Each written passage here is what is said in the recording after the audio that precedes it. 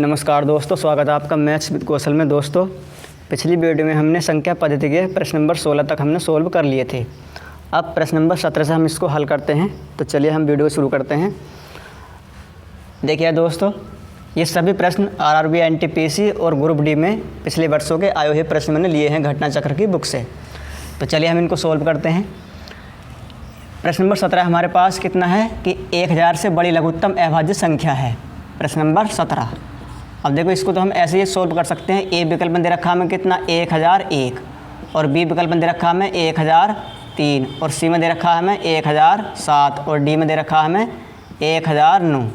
तो देखो 1001 ये 11 से विभाजित हो जाता है, ये 11 से कट जाएगा। देखो 11 9 99 बचा 1 हो गया 11, तो ये 11 से डिविजिबल हो जाएगा।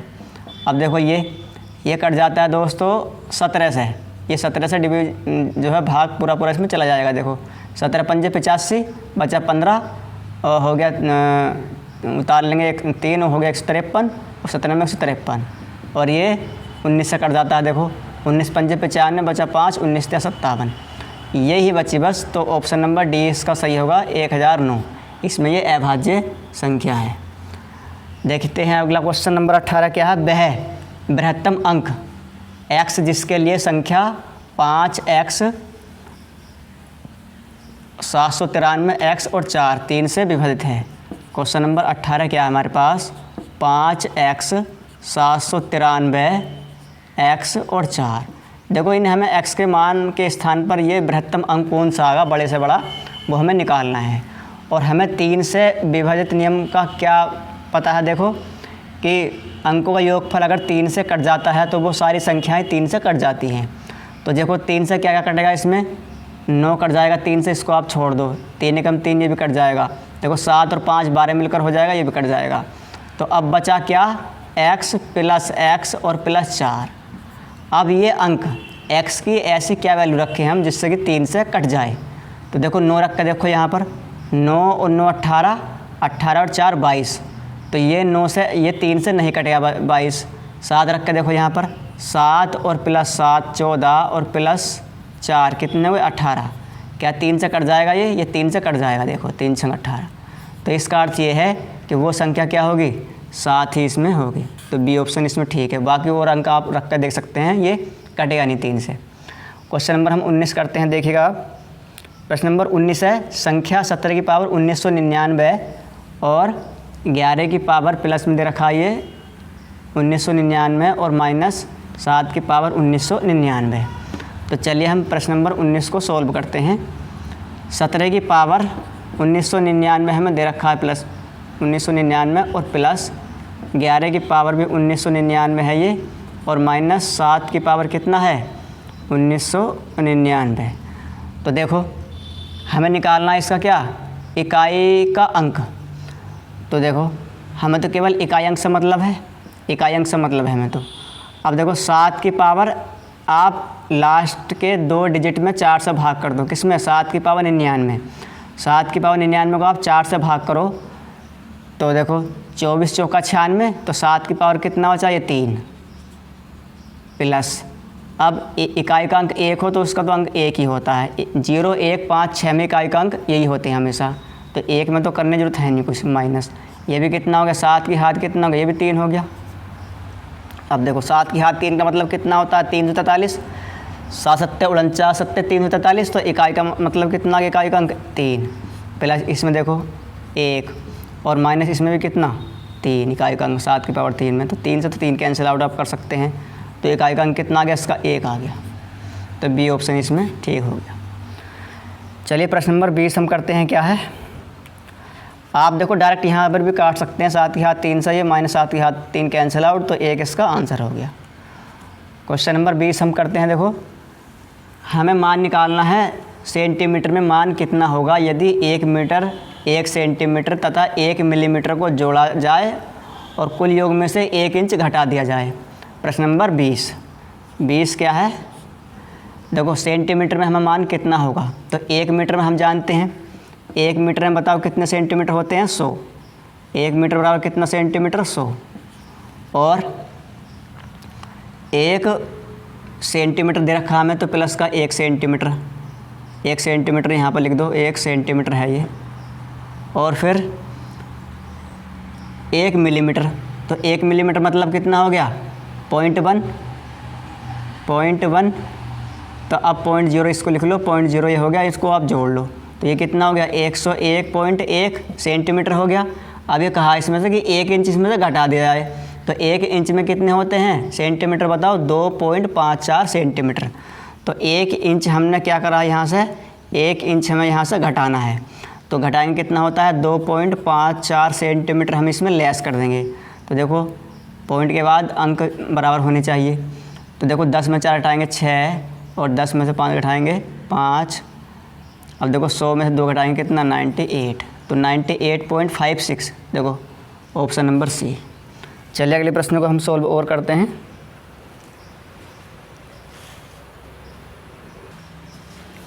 चलिए दोस्तों प्रश्न नंबर 21 को हम सोल्व करते हैं। तो 21 के हमारे पास एक संख्या 5 से विभाजित करने पर 3 का शेषफल छोड़ती है, उस संख्या का वर्ग 5 से विभाजित होने पर शेषफल क्या होगा। तो देखो 5 से अगर हम किस संख्या को विभाजित हम करते हैं तो शेषफल कितना बचता है 3 बचता है, तो उस संख्या का वर्ग। तो देखो तो प्रश्न करने का तरीका क्या है, सवाल नंबर 21 3 शेषफल छोड़ते तो आप क्या करो 3 का वर्ग कर दो कितना 9, और 9 को आप 5 से भाग कर दो तो कितना बचा 5 एकम 5, शेषफल कितना बचा, शेष कितना बचा 4। तो 4 इसका शेषफल होगा option number D. Question number 22 क्या देखो 22 है 74 को 2 भागों में विभक्त किया गया ताकि एक भाग का 5 गुना और दूसरे भाग का 11 गुना दोनों मिलकर 454 के तुल्य हों, तो पहले तथा दूसरे भाग क्या है। तो मान लेंगे हम सवाल नंबर 22। माना पहला भाग हमने कितना मान लिया x, तो सेकंड कितना हो गया, सेकंड हो गया कितना 74 माइनस x। तो देखो अब पहले भाग का कितना है 5 गुना, पहले भाग का हम कर देंगे 5 गुना, दूसरे भाग का क्या है 74 माइनस x, 74 माइनस x इसका कितना है 11 गुना और बराबर कितना है 454 है ये 454। देखो 5x प्लस 11 गुना इसमें करेंगे 11 चौक 44 का 4 11 77 और 4 कितना 81 और माइनस का 11x और बराबर कितना 454। ये देखो अब ये माइनस से कितना बचा 6x बचा और बराबर देखो 454 और इसको धर लिया माइनस का कितना हो गया 814 माइनस का 6x बराबर घटाओ इसको 0, 11 में से 5 घटाएंगे 6 और कितना फिर 7 में 4 घटाएंगे 3 वो माइनस के बचेंगे। देखो माइनस से माइनस कैंसिल आउट 6 छंग 36 60। तो एक भाग कितना आ गया हमारा 60, तो पहला भाग तो 60 आ गया और दूसरा भाग कितना आ गया 74 माइनस 60, तो कितना बचा 14, ऑप्शन नंबर ए। चलिए प्रश्न नंबर 23 को हम देख लेते हैं क्या है।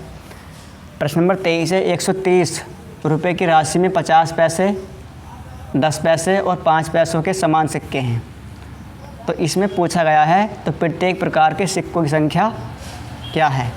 तो मान लेंगे हम प्रश्न नंबर 23 सिक्कों संख्या हमने कितनी मान ली, जो सिक्कों संख्या हमने सिक्कों की संख्या हमने दोस्तों वो x मान ली।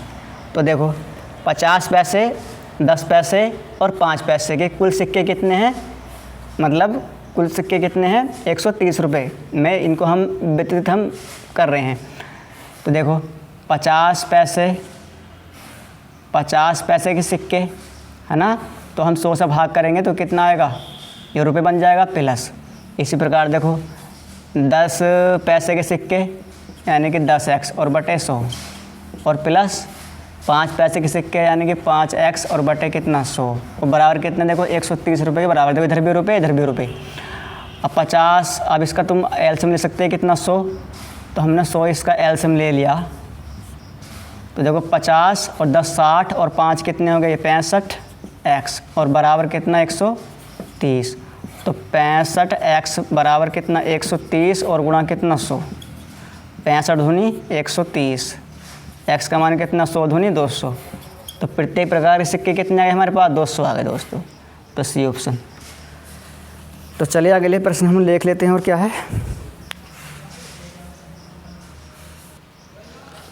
तो दोस्तों प्रश्न नंबर 24 है हमारे पास।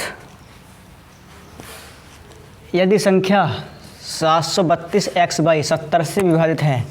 देखो संख्या दे रखी है हमें सवाल नंबर 24 में, संख्या दे रखी है 732 और एक्स और वाई। अगर ये 70 से विभाजित है, ये कहा सवाल में, अगर 70 से इसमें भाग जा सकता है तो हमें एक्स माइनस वाई का मान निकालना है। अब देखो 70 के फैक्टर कितने होते हैं, 70 के जो फैक्टर होते हैं 2 गुणा 5 और गुणा कितना 7।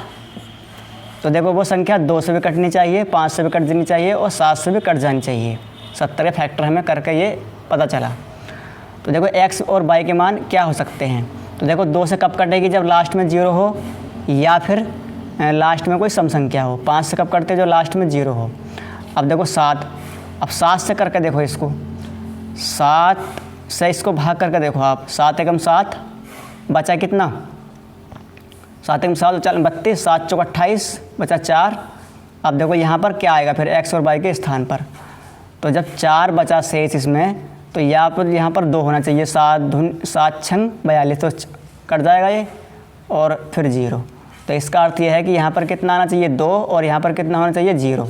तो x की वैल्यू कितनी होगी, x की वैल्यू 2 और y की वैल्यू कितनी, y की वैल्यू 0। तो तब संख्या कितनी बन जाएगी हमारे पास, 7 3 2 2 और 0। x का मान 2 और y का मान 0। देखो 7 एकम 7, 7 चौक 28 बचा 4 और 7 छंग 42 और 0। तो देखो 7 से भी कट गया ये और 2 से भी कट जाता है, 5 से भी कट जाएगा। तो अब x माइनस वाई की वैल्यू हमें निकालनी है। तो x की वैल्यू कितनी है, देखो 2 और y की वैल्यू कितनी है 0। तो कितना आया, इसका मान 2 आ गया। तो ए ऑप्शन। चलिए प्रश्न नंबर हम समझते हैं 25 क्या है। प्रश्न नंबर 25 है, यदि p, प्रश्न नंबर 25, यदि p और 713 ये 11 से विभाजित है, भाग ये 11 से अगर विभाजित है तो सबसे छोटी प्राकृतिक संख्या p का मान ज्ञात करना हमें।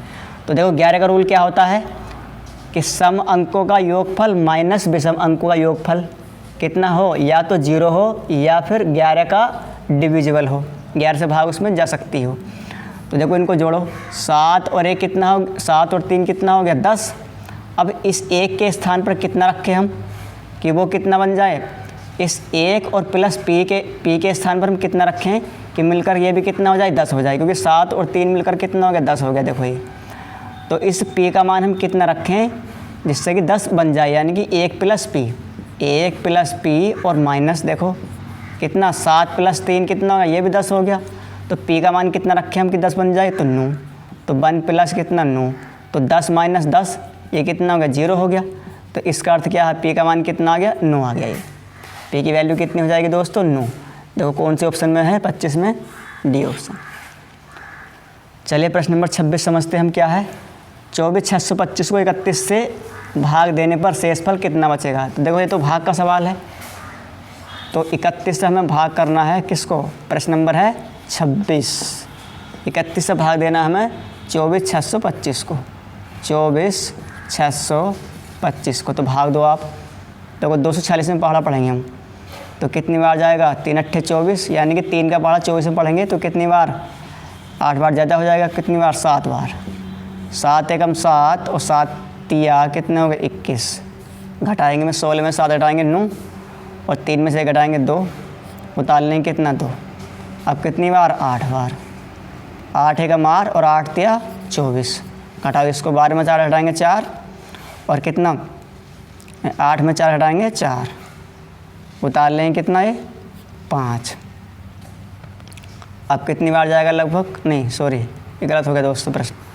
देखो 16 में 7 घटाएंगे 9 और 3 में से 1 घटाएंगे 2, 292 को 8 बार, 8 तिया 24 और कितना 8 एकम 8 और 8 तिया 24,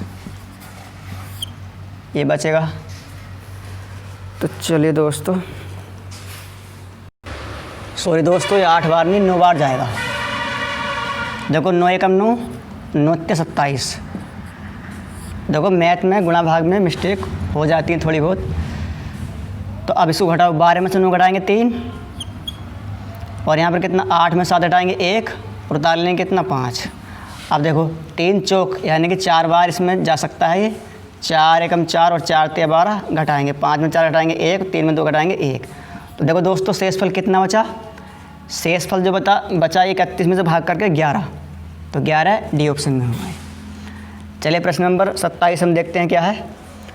किसी संख्या को 1/2 से गुणा करने पर प्राप्त परिणाम को 3/4 से भाग करने पर मान होगा। तो ए ऑप्शन संख्या का 2/3 से गुणा, 27 प्रश्न है। देखो किस संख्या को 1/2 से गुणा, माना वो संख्या x है, हमने इसको 1/2 से क्या कर दिया, गुणा कर दिया। फिर कहा इसमें गुणा करने में प्राप्त परिणाम को 3/4 से भाग देने पर, हमने देखो इसको 3/4 से भाग कर दिया।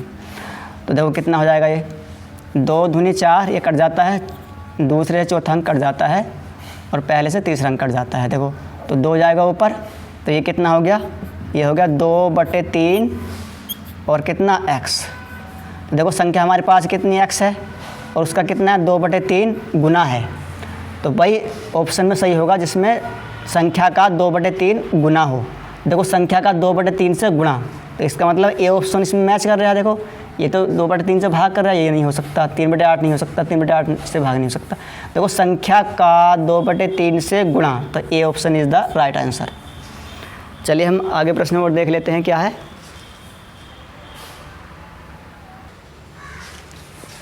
तो देखिए क्वेश्चन नंबर 28 क्या हमारे पास, किसी संख्या के 3/4 के 2/3 का मान 24 है, माना वो संख्या x है, संख्या का 3/4 के 2/3, के का मतलब भी गुणा होता है, का हो के हो, और इसका मान कितना दे रखा है हमें 24। तो देखो हम इसको सोल्व करते हैं। देखो 3 दूनी 6 और 6 चौक 24, तो x की वैल्यू कितनी आ गई, देखो 4 तिया 12 और चौक 48, और हमें निकालना क्या, तो उस संख्या का 1/4 क्या होगा। देखो इस संख्या का हमारे पास संख्या ये आ गई 48, इस संख्या का 1/4 निकाल दो आप, 4 से भाग करेंगे तो 12, तो x का मान कितना आ गया 12। देखो कौन सा ऑप्शन है, ये बी ऑप्शन। तो चलिए अगला प्रश्न क्या है 29। दो संख्याओं का गुणनफल कितना है 24 है तथा उनके वर्गों का योगफल कितना है 52 है, तो उनका योगफल ज्ञात कीजिए। मतलब किनका, संख्याओं का। दो संख्याओं का गुणनफल कितना है 24, माना संख्या a + b है, सॉरी a गुणनफल दे रखा है, तो इनका गुणनफल हो जाएगा a गुणा b कितना 24। उनके वर्गों का योगफल 52 है, तो इनके वर्गों का योगफल कितना हो गया 52 है। तो हमें निकालना है इन a और b का मान, और a और b का मान निकालने के बाद तब हमें निकालना है इनका संख्याओं का योगफल। तो देखो a गुणा b संख्याएँ 24 कब होंगी और उनके वर्गों का योगफल 52 कब होगा, जब वे संख्या हमें मालूम होंगी। तो देखो संख्याएँ कौन कौन सी हो सकती है जिनके हमें गुणनफल पता हो। एक तो 6 गुणा 4 हो सकती है, और दूसरी 12 गुणा 2 भी हो सकती है, और तीसरी 24 गुणा 1 भी हो सकती है। लेकिन इनके वर्गों का योगफल कितना होना चाहिए 52 होना चाहिए। तो देखो अगर हम 36 + 16 करें तो 52 हो गया, तो इसका मतलब तो हमें संख्याएँ मालूम हो गई। तो इनको आप इजीली, मतलब बस ये छोटे छोटे प्रश्न होते हैं जो ग्रुप डी या NTPC में पूछे जाते हैं। तो देखो तो संख्या क्या हो गई, एक तो 6 हो गई, एक 4 हो गई। अगर हम 36 का वर्ग करें यहाँ पर, सॉरी अगर हम 6 का वर्ग करें 36 और 4 का वर्ग करें हम 16, तो कितना हो गया 52 हो गया, नहीं हो गया। तो इसका मतलब क्या हो गया, अब इनका हम यानी कि ये तो 6 हो गया और प्लस ये इसका कितना हो गया b का मान 4 हो गया, इनका हम योगफल जोड़ें हम तो कितना हो गया 10 हो गया। तो बी ऑप्शन में हो गया सही। देखो क्वेश्चन नंबर 30, कौन सी संख्या भाज्य और अभाज्य दोनों ही नहीं है, ना तो वो भाज्य है और न ही अभाज्य है। तो देखो कौन सी होती है, हमें मालूम है 1 होती है। 1 ना तो ये भाज्य है, ये क्या है, ना तो ये भाज्य है और ना ही क्या है ये अभाज्य है, ना ही ये अभाज्य है। क्योंकि भाज्य संख्या वो होती है जिसके 3 गुणनखंड होते हैं, और अभाज्य संख्या वो होती है जिसके 2 गुणनखंड होते हैं। एक तो 1 और स्वयं वो संख्या एक दूसरी।